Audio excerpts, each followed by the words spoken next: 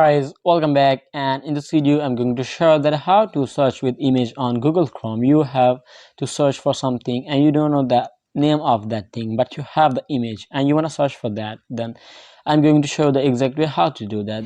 So before we start, just make sure you've liked this video and subscribe to my channel. Thanks guys. So let's get started. And first of all, just simply open up your Google Chrome app, and then after that just simply tap at this search bar and tap at that camera icon in front of that Mac icon.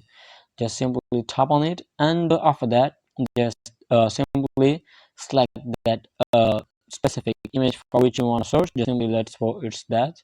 Just tap on it, and you have the access to search for a specific place on that image. You can like control that. Here you can see like that.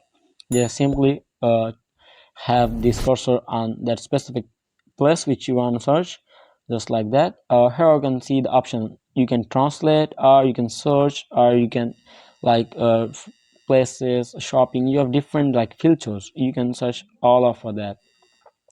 So it will just take a while.